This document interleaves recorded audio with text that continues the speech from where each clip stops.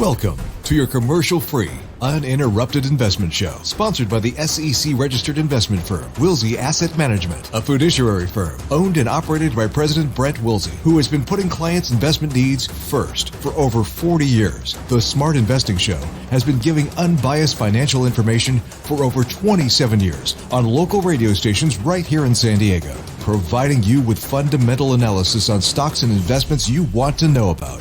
Now, here are your hosts, Brent and Chase Wilsey.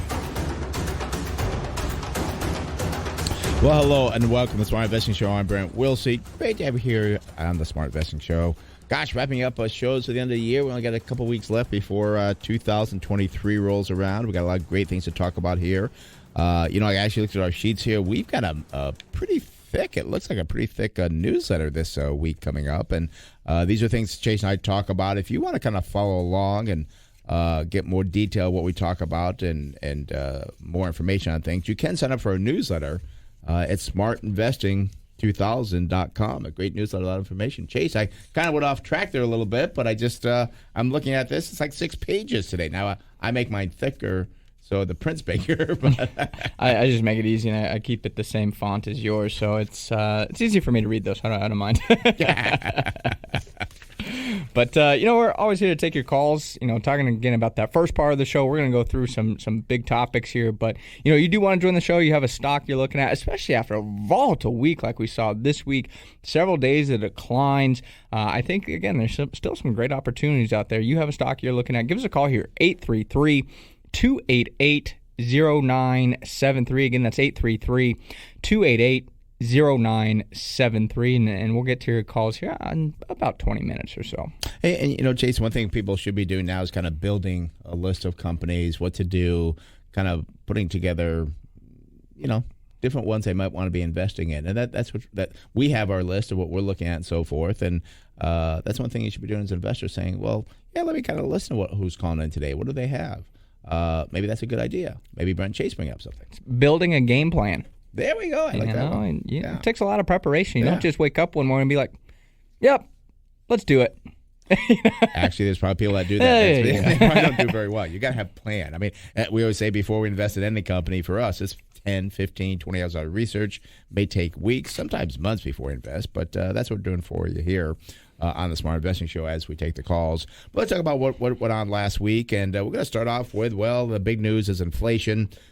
As expected, inflation continued, excuse me, to decelerate in the month of November.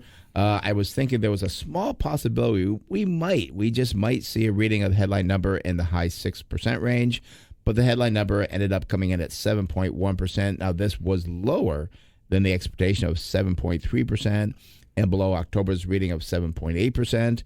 As a reminder, the peak came in June with a reading of 9%. Some areas that stood out were eggs, which were up 49.1% compared to last year. Airfare was up 36%. Energy up 13.1%, as electricity was up 13.7%. And unleaded gasoline was up 9.8%, which I think is going to change going forward. Shelter was actually up 7.2%. And one item that hasn't been discussed much is that the U.S. has actually had, pretty quietly, one of the worst bird flus in history. Now, I tell you what, that has an impact on the price of eggs. So that's something that you got to kind of look through the numbers and understand. And also, too, as for energy, I'm going to go back real quick. It's not price gouging by these egg companies. This is supply and demand. So don't think it's price gouging. These egg companies are terrible people driving up prices. No, supply and demand is why egg prices are up so much. And as for energy, I continue to believe next year the comparisons will be much more favorable, especially considering the energy index fell 1.2% compared to last month, as gas prices actually fell 2%. And we've talked about this a lot on the show, that, again, we saw gas prices go from, in the 2s to the 4s. We're not going to go from the 4s to the 8s. That's not going to happen here. So that's something to be mindful of. And then also, too, housing costs, which make up about 1/3 of the entire index, well, that's also shown signs of cooling, and I believe they will be much more muted in 2023. Also, I want to point out that used car prices, well, they actually fell 3.3% compared to last year. And I bring out used car prices because think back to the beginning of the year. Used car prices were up 40% year over year in the month of February compared to the prior year. You got to say that again, because that's an amazing number on used car prices. And I told people, don't buy used car back then. It's ridiculous. Yeah, again, 40%. Huge increase. Now we're down 3.3% year over year. So that's one thing, again, look through the numbers. And the thing that I'm going to point out here is I believe, like used car prices, many of these categories that are extremely elevated, again, like the eggs, like the energy costs earlier in the year, I believe a lot of those will start to normalize next year, which will also help to reduce inflation. You're not going to see things, in my opinion, that are going to be up 50% year over year. You're going to see a lot more, I think, consistency across inflation, where things are going to be up in maybe the 8% range, not 40, 50. That is just crazy to see numbers like that. And my expectation is that for December, we will see a reading that shows a 6 at the front end of it. And for next year, inflation, I continue to believe, will be in the range of 4 to 6% for the entire year. I believe this will bode well for the right stocks in 2023. And Chase, let's break that down a little bit for people, because again, that's not going to happen. Inflation is going to keep going up. That's an emotional thing. We look at what's going on. One, used car prices. They were up way above, I think you said 40%. They're only down, 3% or something like that. Remember this company Carvana? Yeah. I was wondering, I don't know how many cars they have, but if they do hit bankruptcy, there's going to be a lot more cars on the market. Yep. The other thing that's happening, too, is that now we're starting to get new cars are coming out because they got the chips, the supply is there. So people say, I don't want a used car. I want a new car now. Mm-hmm. So that's going to be less demand on the used car side. So I think in 2023, when everybody else wants a new car, it might be a great time to buy a used car. Yeah, absolutely. I mean, it's something that you got to, again, look at all the numbers here and just understand how things flow through the economy. And things are always changing. You have to be looking through the numbers, not just reading those headlines, because if you see the headline print 7%, that's not good. Yeah. I don't want inflation at 7%. Right. But again, we're looking forward. And again, next year, don't get us wrong, things will not be great. We're not going back to 2% inflation. That's not happening next year. I don't foresee that. But again, we're making improvements here in the economy, and things are going to be getting better. Right. So it's something to consider, that 2023, not going to be a great year, but I don't think it's going to be a bad year, especially when it comes to inflation. It's going to be much more muted than we've seen this year in particular. Right. And one thing I want to look in a little bit deeper, I want to do it for the past week, I haven't done it yet, was the bird flu situation. Because I know you said the worst in history, I believe you said. What is going on with that? Because that's really causing problems for chicken, eggs. I mean, that whole category. Well, if people back off on buying eggs and chicken, which, I like eggs and chicken, but it's going to change. But I want to understand more about what is going on with that. What is prediction of it turning around? Is it going to be next week, next month, next year? What caused it? How they're going to fix it? So there's a lot of things behind there to determine when is this going to get better, because it's going to do a lot of things with the economy, because then eggs will fall from being up 49%. They may not go back to where they were, but then they might fall 25%. Yeah. And again, that's a help to the CPI number, because now you don't have a huge increase. You actually have a big decrease, which will weigh down the headline number. Yep. And then lastly, I do want to point out that I just want to bring this up again. I mean, I am very disappointed in the Federal Reserve. I think we're talking about that next. Oh, we are? Yeah. Well, let's do it. Okay. All right. Well, let's go to the next topic here then. The Fed report, markets did not like what Fed Chair Jerome Powell had to say after the Fed's meeting. The decision to increase rates 50 points or 0.5% was widely anticipated. It brings the target level to a range of 4.25 to 4.5%, which is the highest level in 15 years. What the market did not like was a terminal rate, or the point where the Fed expects to end rate hikes. It was higher than expected at 5.1%. I continue to believe this would be too high, as the Fed will give the rate hikes and quantitative tightening more time to work through the economy. Yeah, and again, as a reminder, it's not just these rate hikes. The thing that doesn't make as much news, I'm going to say, is the Fed has been allowing a cap total of about $95 billion worth of bonds to roll off the balance sheet each month. And actually, this is something, again, that doesn't make the big news here. But since early June, the balance sheet has actually declined about $332 billion. It's still very large, obviously quite elevated. Right. And the total balance sheet now is about $8.63 trillion. But that's something that's kind of going on behind the scenes that's having an impact on interest rates as well. And I believe that inflation will naturally continue to decelerate next year. And again, a reduction in the terminal rate could occur in the first part of the year. So again, they're talking about this 5.1% level, but that still means we need more rate hikes next year. But I'm still thinking that if we start to get that data that we're anticipating, you could get a softer tone from the Fed, which would be beneficial for the right stocks in the market here. Yeah, and the Fed has been, in my opinion, wrong so many times. I mean, they were wrong back with transitory inflation. We said, no, raise rates now. They didn't raise rates. Then they played catch up. Now I think they're going too far on the other side. They need to kind of step back and say, wait a minute. The policies we put in are working, and this is a positive thing. So let's not go too far, because if they do, they're not going to have that soft landing that I think we can have. And when I'm starting to hear as well, which I don't like Jerome Powell talk about, he's not as concerned about the job market. If he does destroy the job market, then it's like game over. He needs to go. You have a truly hard landing at that point. Yes. But I believe at this point in time, a lot of money in the economy. We got a good job market. Take your foot off the accelerator. Don't put it on the brake. Take off the accelerator so that you just maybe don't hike next time. And again, that's a big change. I think next time they're about a quarter point. I don't see the point of even doing that. Things are going well. We've talked about, and I know this man has to be looking at what we're looking at, but so many things are down on the raw data side. The corn, wheat, soybean. I say this all the time. Rolled steel, transportation. All these things are way down. What is he trying to? Sometimes I think he's trying to be like, I'm like Paul Volcker. I'm going to be tough. Don't be tough. Be smart.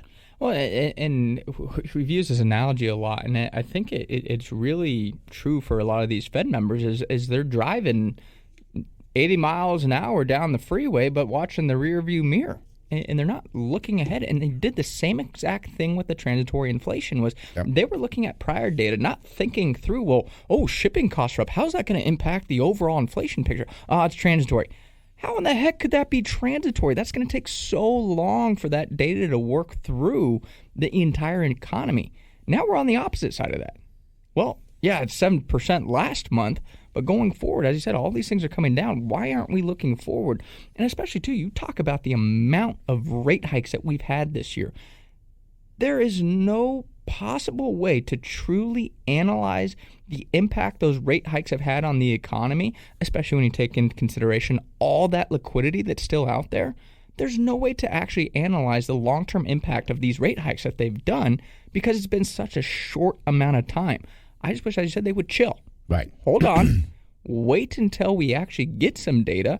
And you know what? You could be wrong. Maybe inflation is more impactful next year. But guess what? The economy is a long-term game. We can still fix it. If we need to hike more at the end of next year because inflation's still running rampant, we can. But now you're going too far, and you're, again, risking that jobs market. You're risking the economy. You're, I think, putting way too much risk on hiking rates too fast without actually thinking through the process. And actually, we talk about patience. It seems like this Federal Reserve has absolutely no patience when it comes to hiking rates. And I will say on the good side is that there's other members of the Federal Reserve that are saying, no, we need to stop. We need to stop. So I can't tell you what the number is. I read different things about this where there's I think 3 or 4 that are saying, no, I think we're done. So hopefully they'll be more vocal now, seeing the inflation number that came out we just talked about, and realize that if we keep going forward, we're going to destroy the job market, we're going to destroy the economy. It's not what we want to do. I mean, and why do you want to hurt people that have jobs? It's just like, well, we didn't take his job from him. That's what we need to do. Well, and the thing that I look at, too, is that people need to understand that there's basically two impactful policy-making decisions that can kind of come in and actually control inflation. You have the fiscal policy and you have the monetary policy. Well, I believe that next year that fiscal policy, because now there's that divided Congress, I think that fiscal policy, I'm going to use my word here, is going to chill. Right. So you're not going to have that amount of money coming into the economy that has really blown inflation off the roof here. But the monetary policy, I think, has been trying to counteract that fiscal policy. But now I think they're both going to be can be quite neutral and just let things work through the economy naturally rather than trying to kind of dictate things with this rate hikes, with the fiscal side pumping a bunch of money into the economy, just giving money away. I think that's in the past, which is positive, but I think the Fed needs to be careful of going too far too fast. Yeah, I agree 100%, and hopefully they're listening. And I will say he can be flexible. We've seen him change his opinions before. And I guess one thing, good thing he's still not saying, yeah, inflation is transitory. So he has proven that he will change his opinion. And I think with the more Fed governors that are saying, no, let's stop, I think he will say, okay, we'll hold off. So hopefully in January, I think in January we'll see, and I think I forget when it is in January, but no more than 0.25%. It'd be so nice to see, no, our job is done. Because the terminal rate would mean there's about 3 more quarter-point rate hikes is essentially what we would see. And I just think that by the first part of next year, you're going to see inflation look different. And I would not be surprised to see that terminal rate come down. Maybe they only do 1-2 rate hikes next year, which, again, would be a big benefit. And you don't want to be caught on the sidelines. And, yes, things might still go lower in the market, but you don't want to be caught sitting in cash when Fed Chairman Jerome Powell, and look at how quickly the markets rebounded when the CPI report came out. But the reason they went way down was because, again, he still stood strong. Right. But you can look how quickly things go up. The moment he comes out and says, oh, no, we're done hiking rates, I think you're going to have a huge rally. Yeah, because on Wednesday, I think it was Wednesday, the CPI came out. The futures were up like over 800 points on the Dow. And throughout the day, it kind of like dissipated. And then we'll see what he says the next day. And he just, he brought... said he was the Grinch. The Grinch, yeah, the Grinch. I was thinking of the Punch Bowl thing, but we'll use it was a Grinch there. So let's talk about and by the way, phone numbers here. We do have all lines open. You want to call in and talk about a company that you have looking at buying or have other investment questions, feel free to give us a call here at 833-288-0973. That's 833-288-0973. And as always, that'll get you through if you're unbiased. No strings attached. From opinion about what you want to talk about. But let's talk about the job market, because I continue to watch the jobs market, looking at both past information and future information, because I believe a strong market will keep a recession very mild. It will not even be noticeable. I continue to hear from people that they're all seeing all these layoffs from tech companies, but I talk about how there have been many companies that are hiring in 2023. And actually, based on a recent survey here, a nationwide staffing firm, LaSalle Network, said about 84% of companies it works with are planning to hire in 2023. This is roughly 20% higher than those planned to hire a year ago. The CEO, Tom Gimbel, actually says he has seen a 50% increase from last year in demand for salespeople. And this is a positive sign, because when a firm increases staff in the sales department, they believe they have the room to grow. So don't just look at the headlines of 10,000 people being laid off and at some of the big tech firms and think the entire job market is collapsing. Look at the overall economic job market, because you actually can look that people, yes, they may be getting laid off at Meta or Amazon, but they may be getting picked up at this probably isn't happening, but Twitter or something at a competitor. And there's other firms that are maybe small to mid-size that are saying, we'll take some talent from Facebook. They've got some knowledge from working there. Right. So there is still opportunities to fulfill those jobs. You're not depleting jobs. There's kind of a job transition is what I'm going to call it. Yeah, job transition is good. And also, too, I don't think leisure and hospitality ever got back to where it was before, which I still go out to restaurants and stuff, and they're just packed with people. They don't have enough servers, and don't think servers don't make much money, because, again, we've talked about this before. I mean, servers now make $30 to $40 an hour, which is pretty good pay, even at today's inflation rate. But things are changing. We got the chip factories being built in Arizona, Ohio.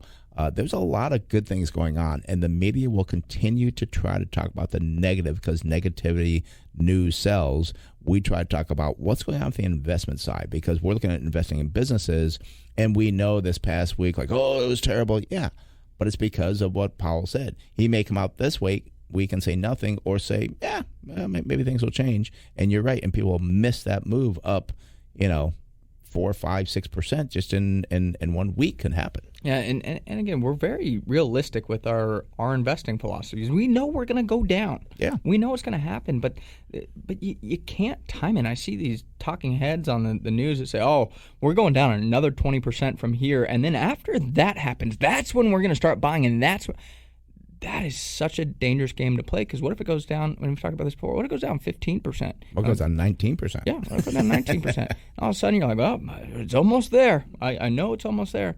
And then it snaps back up to right where you were at, and now all of a sudden you're like, oh, well, now do I buy, or is it going to go back down another 20? There's just no way to time it, and you have to be okay with that volatility in your portfolio. You have to be okay. Sometimes your portfolio is going to go down 20%, and it's scary. It's hard, I know.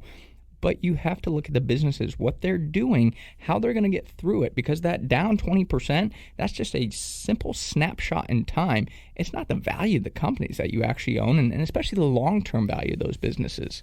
Yeah, and that's one thing that people have to realize, that, like, oh, I'm glad I'm out. Like, yeah, you're glad you're out. And I've said this many times. I want to keep saying it for people, because I've seen over my 40 years, so many people make the mistake of getting out because you feel that the badness of getting out, like, and you feel better. Oh, I'm so much better.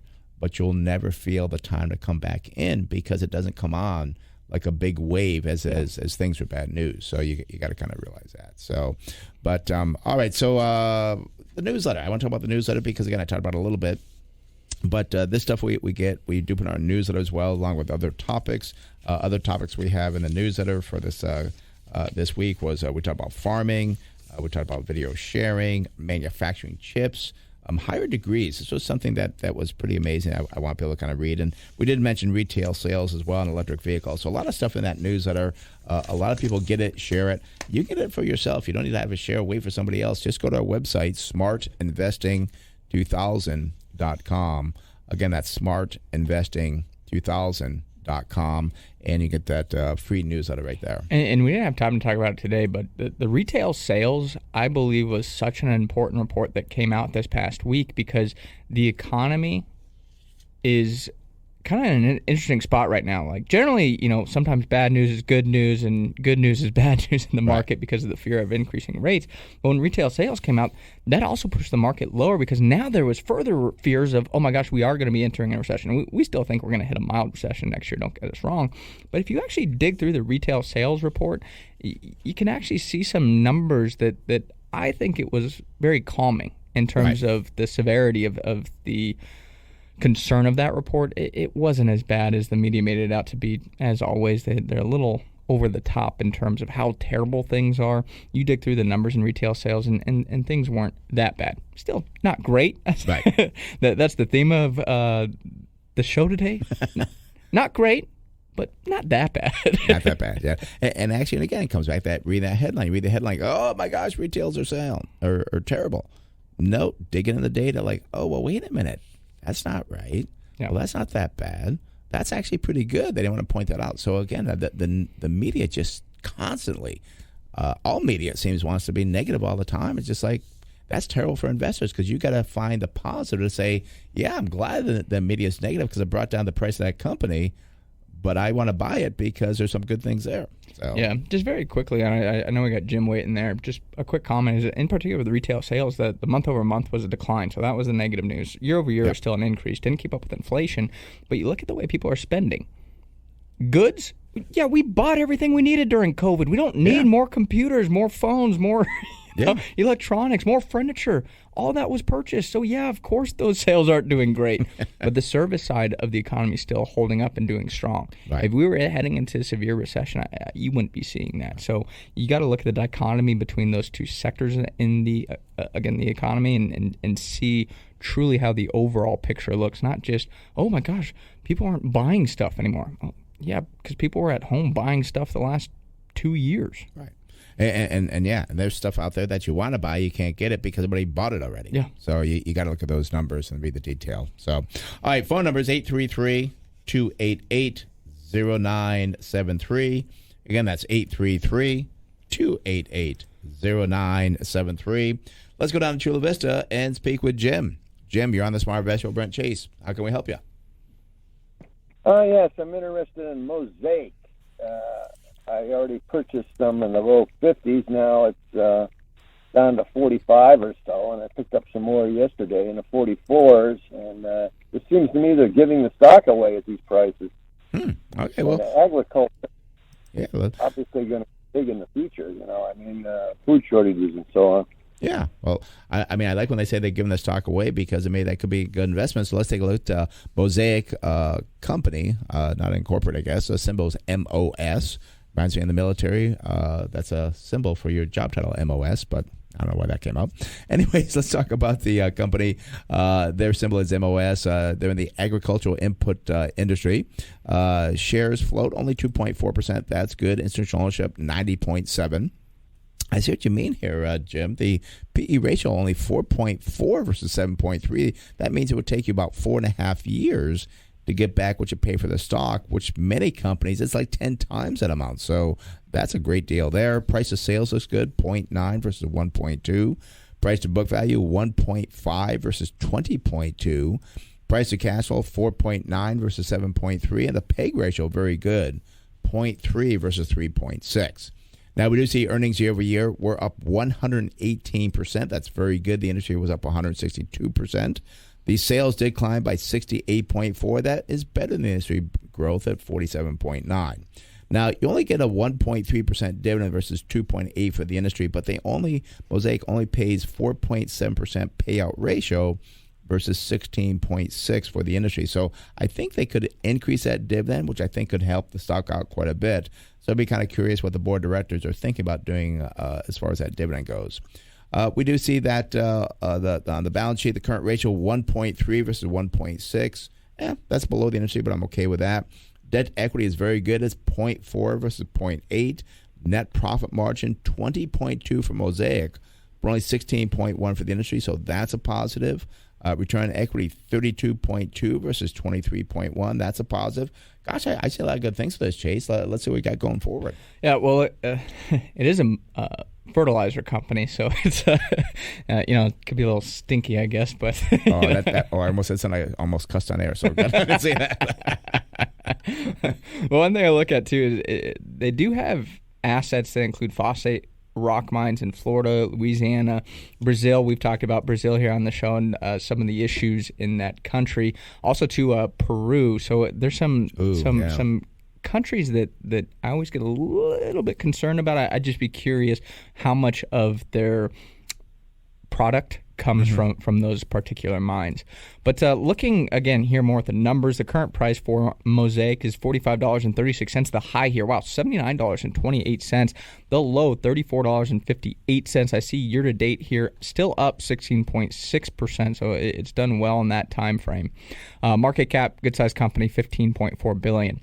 Now you go forward to December 2023. I do see estimated earnings per share of $9.92. That gives you a phenomenal target sale price of $164.67.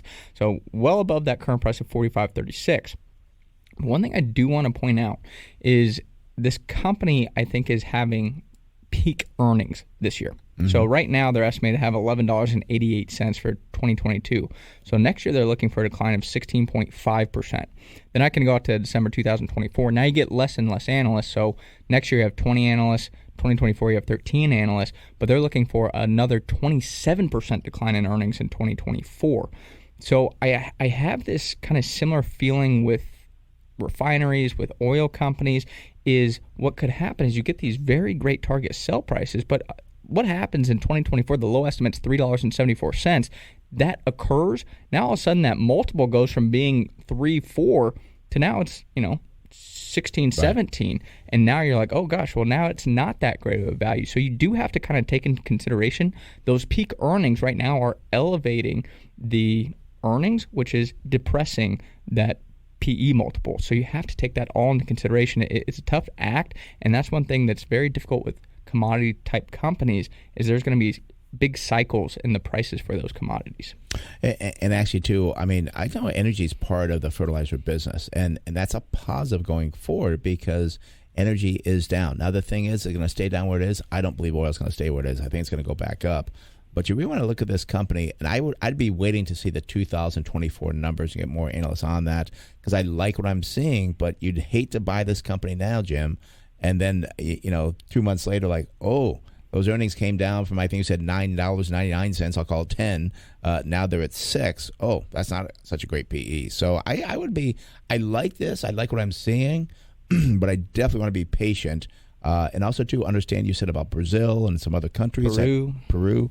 Yeah, so you got some risk there. That's probably why the PE is at 4, because of that risk with the other countries. I think it's more the volatility of the earnings. Volatility too. Yeah. So the earnings are just all over the place for this business if you look at the long term.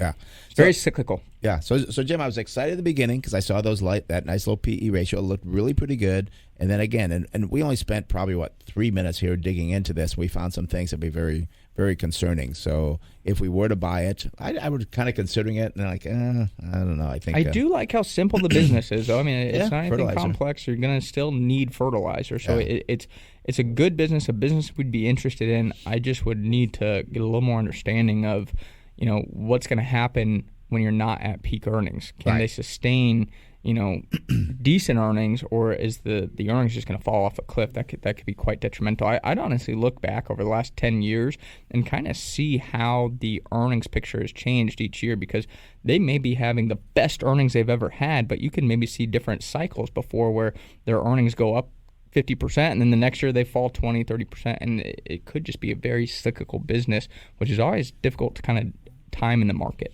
Yeah, and Jim, and you get that low dividend. I wish that was a higher dividend, at least 2.5 to 3%. But so we're not saying to buy it now. We're saying kind of wait, see what goes on with it. I think you said you hold it. Is that correct?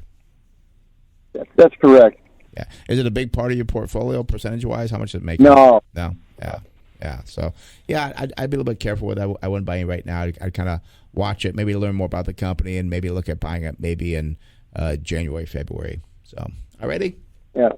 Okay. Yeah, thanks a lot. Okay, Jim, thanks for calling. Have a good one. Okay, bye-bye. All right, that is over the phone line, 833-288-0973. That's 833-288-0973. I was going to go to Gene, but I see Harrison there as well. So Gene, hopefully you're going to hold on for a couple minutes, because I did want to talk to Harrison this morning, because he's talking about the sole proprietor or S-Corporation Part 2. So, Harrison, good morning. How you doing? I'm doing well, guys. How are you doing? Good. I saw the Part 2 here, so I said, well, gosh, I hope Gene can hold on with us here, because I want to find out about Part 2. We did Part 1 last week, so you better get a little recap on Part 1.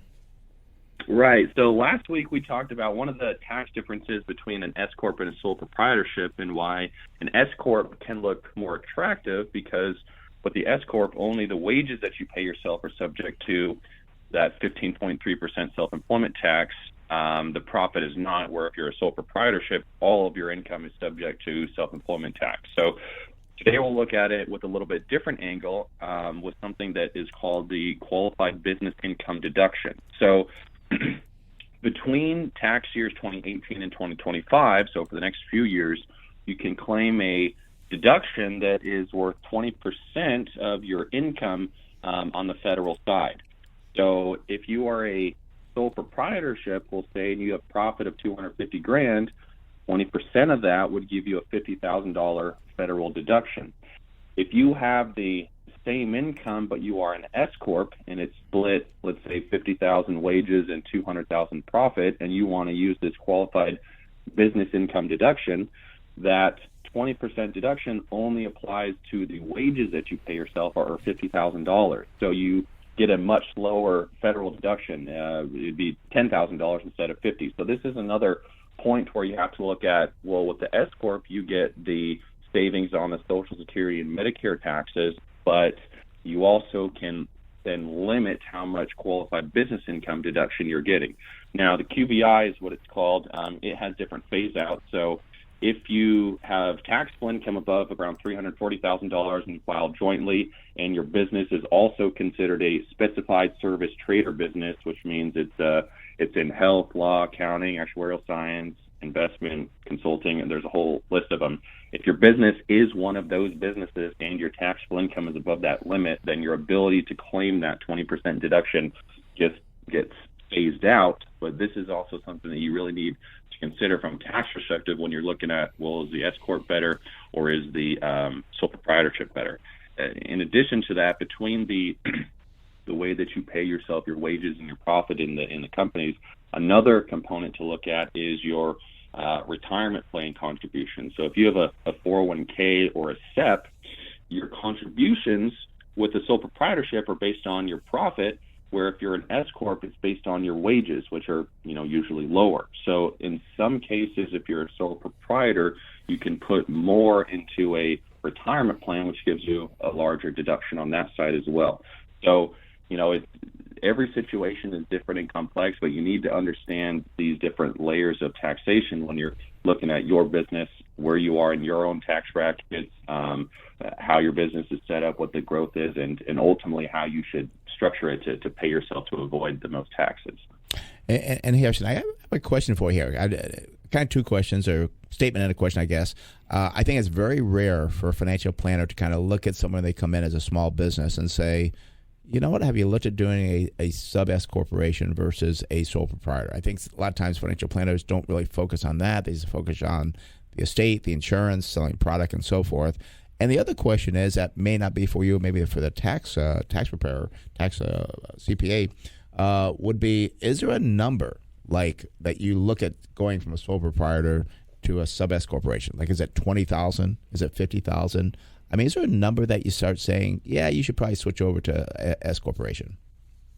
There might be a number. I'm not sure what it is, because in every situation we break it down and look at it, because it's not just the income amount. That retirement component and the contributions also really factor into it. For example, if you're trying to stash as much away as possible into retirement accounts, then you want to have either higher levels of wages or sole proprietorship so that you can contribute more profit sharing. And then maybe you have a spouse that's part of the business and you're going to contribute to them as well, so you get those deductions. I would say usually S-Corps are more favorable than sole proprietorships from a tax perspective, and usually there's some wiggle room in how you can structure it. But again, it's how much are you trying to save for retirement? What is your income? Is your spouse involved? Do you have employees? What bracket are you in?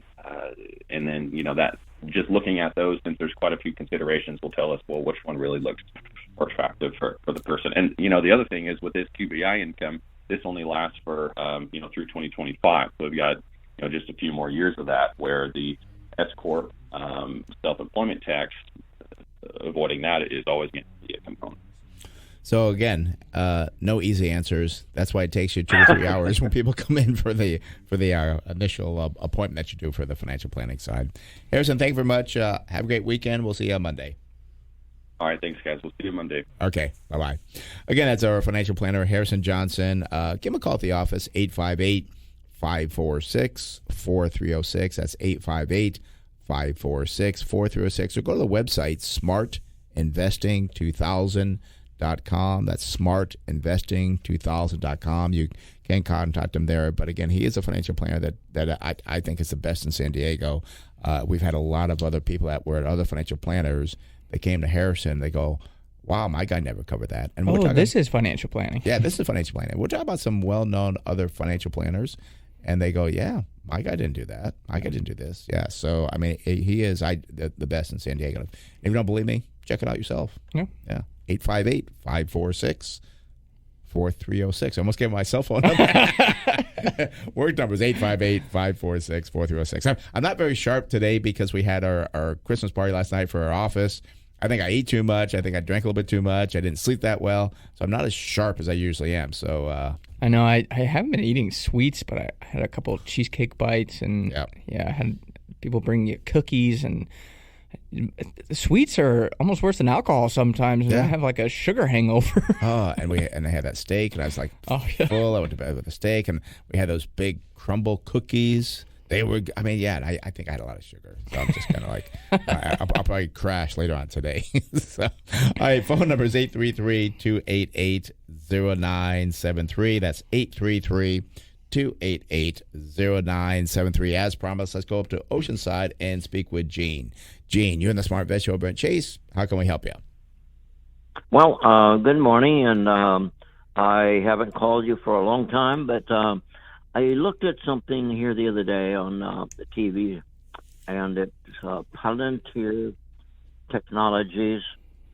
The only thing that I know about it is it's powering hospitals. It's a tech giant, and Cleveland Clinic partnership, and Clinic deal builds and deploys. That's all I got. Okay. Well, good to hear from you, Eugene. And I saw the company Palantir, and it's like I'm not looking at this company a while. It is in the software infrastructure industry. I do see kind of a higher float here. It's a 7%. By the way, their PE, not their PE. See how sharp I am today. Their symbol is PLTR. It's their ticker symbol, PLTR. Institutional ownership only 35%. Gosh, I wonder if this is a small cap company. I've seen the name before. We do see no PE ratio versus 38.6 for the industry. Price of sales 7.7 versus 6.6. Price to tangible book value very good, 6 versus 133. Price of cash flow 59 versus 22. And the PEG ratio 3.6. That's above the industry at 1.7. You want that number lower, not higher.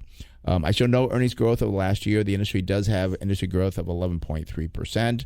We do see sales were up 27.9%. That is better than the industry at 21.7%. 5-year earnings per share growth 27.4 for the company versus 14.5 for the industry. They do not pay a dividend. Taking a look at the balance sheet, a lot of liquidity here. Current ratio 4.3, quick ratio 4.2, which tells me a lot is in cash and short-term investments. Not sure why it's that high. Industry at 1.8.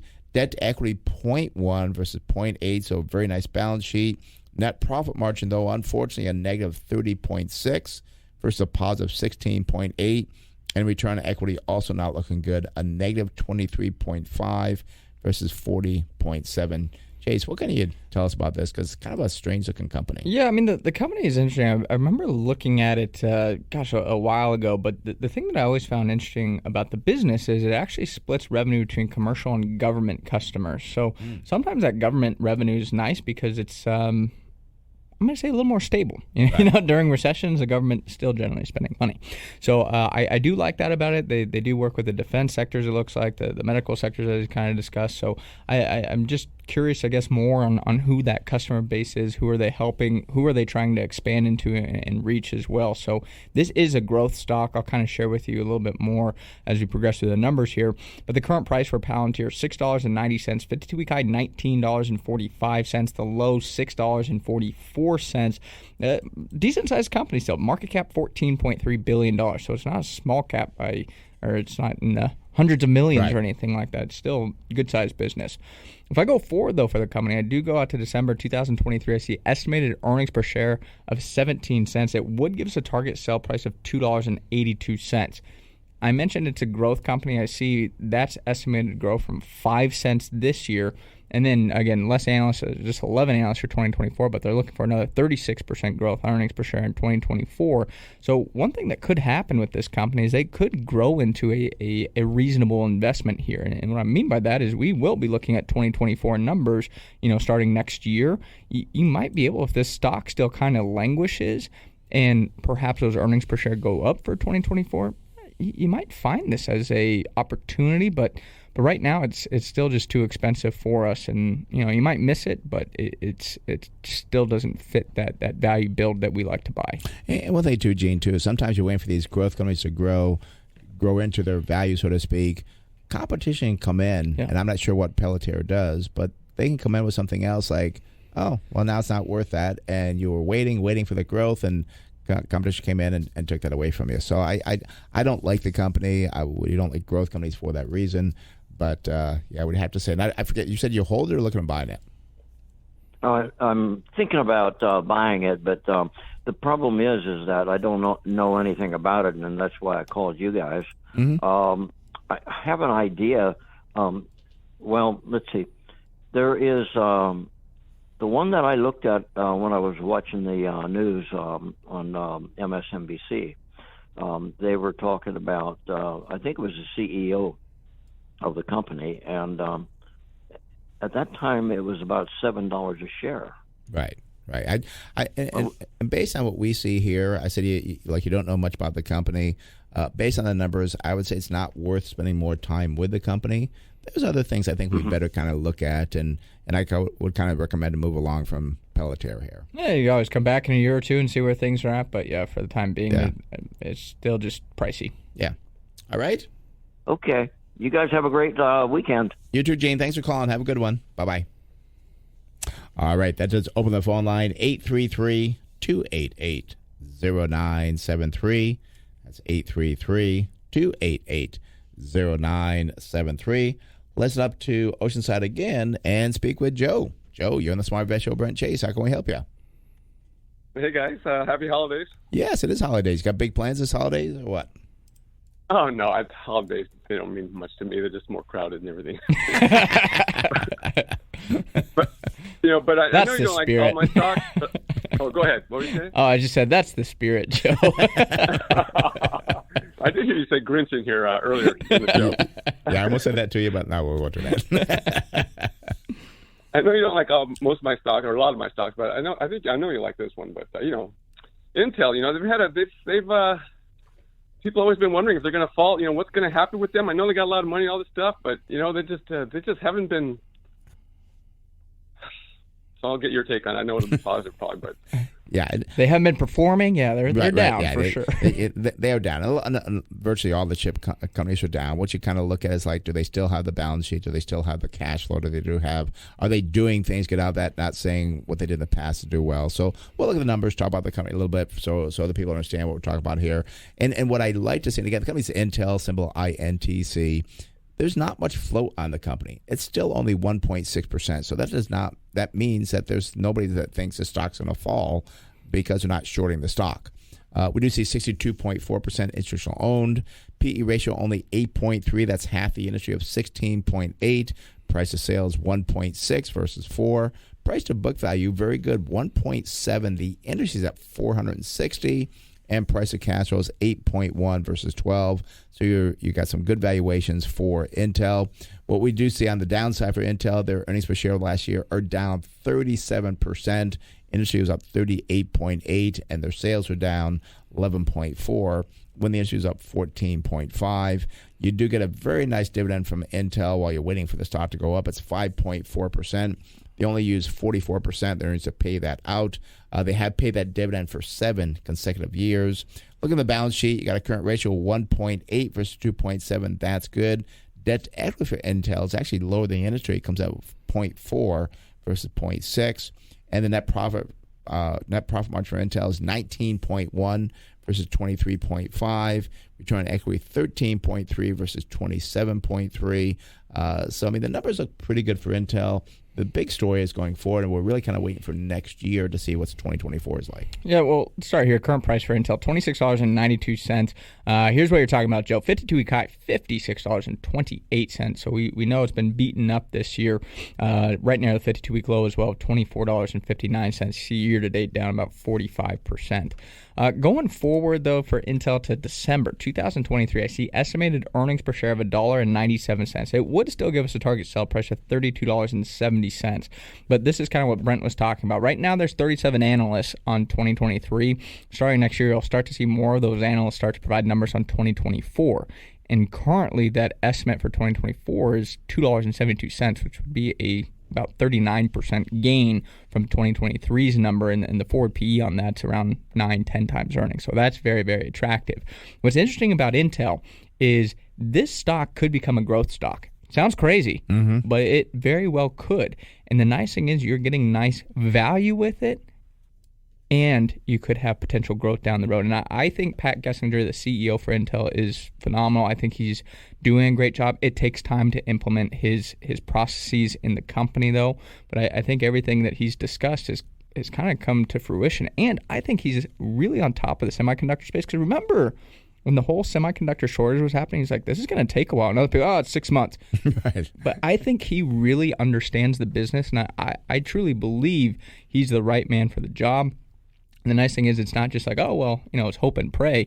you still have the numbers to back that up with a good CEO, and I think he's got a good plan in the foundry services, and also he's talked a lot about the 5 nodes in 4 years, which was a big problem with Intel under Bob Swan, the prior CEO, who was a CFO, was not an engineer like Pat Gessinger. So a lot of information there for you, Joe, but I still like Intel. Yeah, and Intel does have the financials to get through that. They got the cash flow. They've got a good balance sheet, and also in the meantime, investors get to collect that 5.4% dividend. So, and when we buy businesses in our portfolio, Joe, we're always looking down the road 3, 4, 5 years. That's probably the play with Intel here. It's not going to turn around next week, next month, but we like it. And while you're waiting, you get that nice dividend. So it's been kind of hard in our portfolio. Been disappointed with the company, with the stock, not the company. Yeah.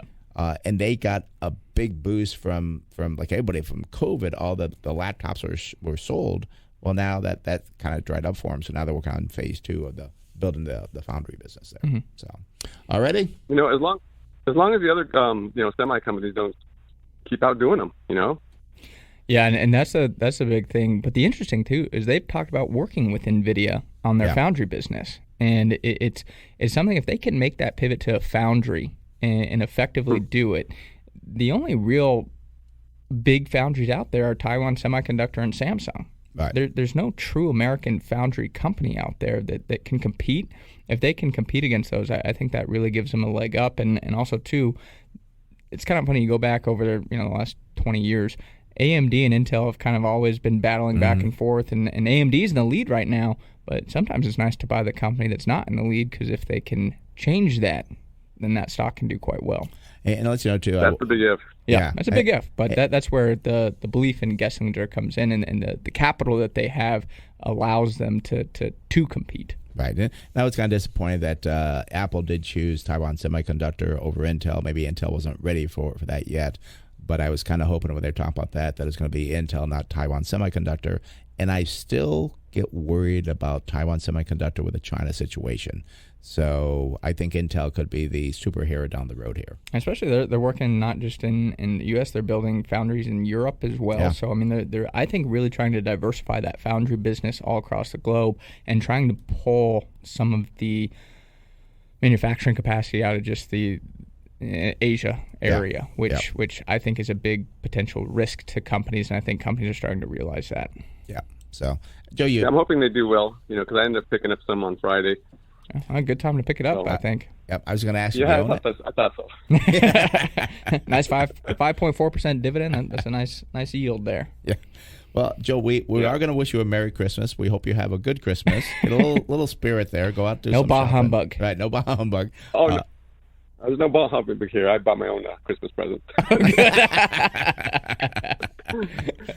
Well, Joe, Merry Christmas. I'm sure you guys are busy, so I'll let you go, and the best to you, obviously. All right. Thanks, Joe. Have a good one. Okay. Bye-bye. All right. That is open the phone line, 833-288-0973. That's 833-288-0973. And Chase, I did want to kind of compare a little bit the previous company, Pelletier, versus Intel. And the reason why I was saying with Pelletier, the growth isn't maybe not there, you could lose and so forth. It doesn't have the financial foundation that you can feel comfortable with. With Intel, it's got the good balance sheet. It's got the cash flow. It's got a nice dividend. Maybe you'll have a bigger hit if Pelletier hits, but I think Intel is a much wiser play. Yeah, and that's how we invest too. Is we're not trying to find companies that are the next big winner, but we're not also just buying deadbeat companies that are kind of dying, I'm going to say. Right. We always say the Polaroid camera, for example, where Intel, they're going through this restructuring. They have the capital to invest in the business and implement this restructuring plan that can return them to a growth profile. And it reminds me several years ago. I mean, we've talked about the comparison with Microsoft or even Apple. Apple several years ago was both a value company and a growth company. We held it. We did. And we've held Microsoft in the past as well. Yeah.